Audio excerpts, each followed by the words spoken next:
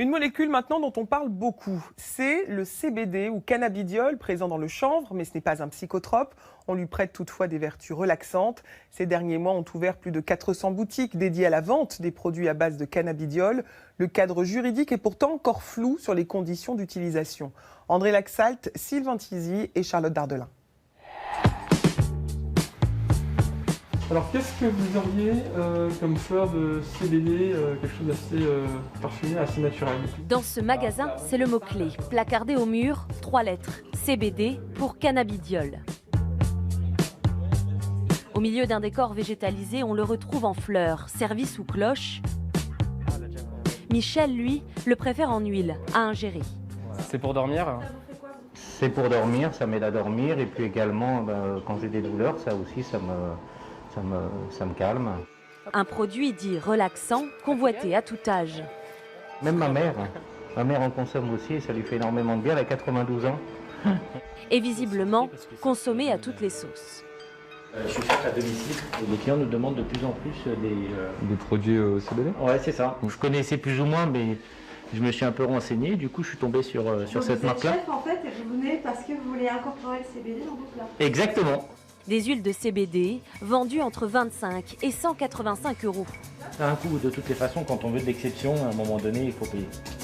Depuis plusieurs mois, cette molécule issue du cannabis s'impose dans l'industrie du bien-être.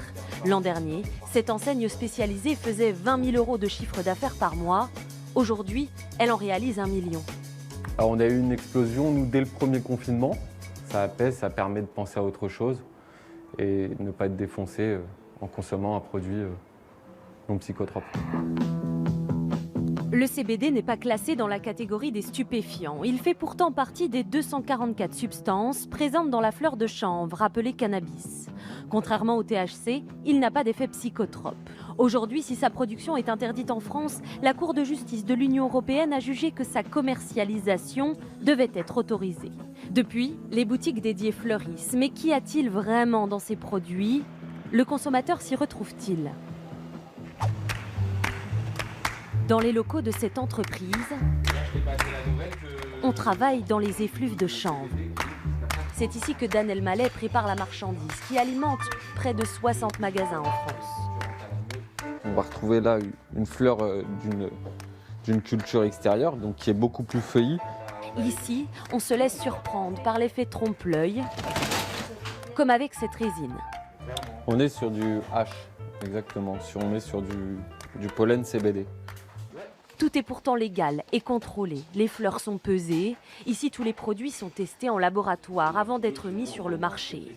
La priorité, contrôler le taux de THC présent dans les fleurs. En France, il ne doit pas excéder 0,2%. On est à 0,15% de THC dans le produit. Et ça passe. Vous êtes à moins de 0,2. Ça passe, c'est tamponné Cour d'appel de Paris. Donc oui, ça passe. C'est effectivement un expert toxicologue qui valide les produits. Une démarche essentielle pour la marchandise de Dan Elmaleh qui vient d'Italie. On a des surprises. On a des surprises de la part de nos producteurs qui nous disent que le taux est bien 0,2. Donc ça a été analysé à l'envoi. Mais une fois que c'est arrivé en France et que c'est contre-analysé par nous, on retrouve des fois des taux qui sont supérieurs. Donc cette marchandise, elle est automatiquement renvoyée. En 2018, l'entrepreneur ne le faisait pas encore. Il a eu un contrôle des autorités et a dû fermer temporairement son commerce. Depuis, Dan Elmaleh mise sur la transparence de sa marque. Sur le marché, difficile de savoir si tout le monde a cette exigence de traçabilité. Nous nous sommes rendus dans plusieurs enseignes, en caméra discrète. On fait des tests en labo français et donc on a le droit de commercialiser que des taux qui vont être inférieurs à 0,2. Sur les 6 magasins visités, tous ont montré leur conformité. Nous avons donc souhaité nous faire conseiller en prétextant des problèmes d'anxiété et de sommeil. Vous avez quoi comme huile pour... je me sens un petit peu anxieuse, stressée. Qu'est-ce que vous en... Ouais, vous en proposez? Ouais.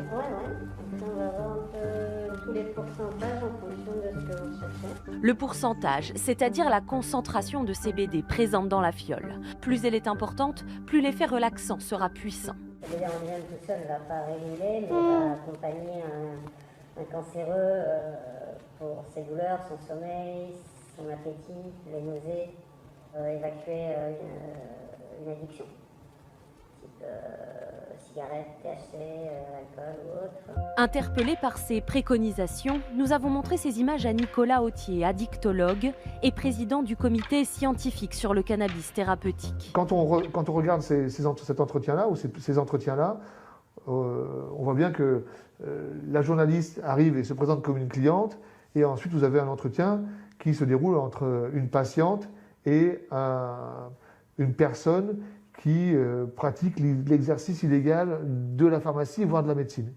Selon ce spécialiste, ces allégations thérapeutiques sont irresponsables.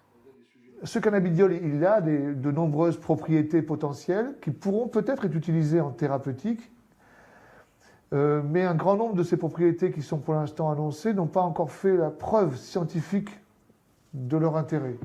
Pour éviter toute dérive, Nicolas Authier souhaiterait un cadre légal pour l'utilisation de cette substance. Et pour clarifier la situation, la France doit repenser sa loi sur le cannabidiol et son utilisation. C'est justement le travail de la Mildeca, équipe interministérielle de lutte contre les drogues et conduites addictives. Dès lors que la réglementation sera bien clarifiée, ça permettra aussi de faire poser des exigences claires en matière d'étiquetage et en matière de présentation de ces produits pour que le consommateur sache ce qu'il achète, à quelles conditions il peut utiliser le produit et quels sont les risques ou effets indésirables éventuels associés à ce produit. Un arrêté est attendu dans les prochaines semaines. Selon le syndicat du chanvre, une nouvelle réglementation permettrait au marché d'atteindre le milliard d'euros d'ici 2023. Dans l'actualité internationale, en Égypte, le déblocage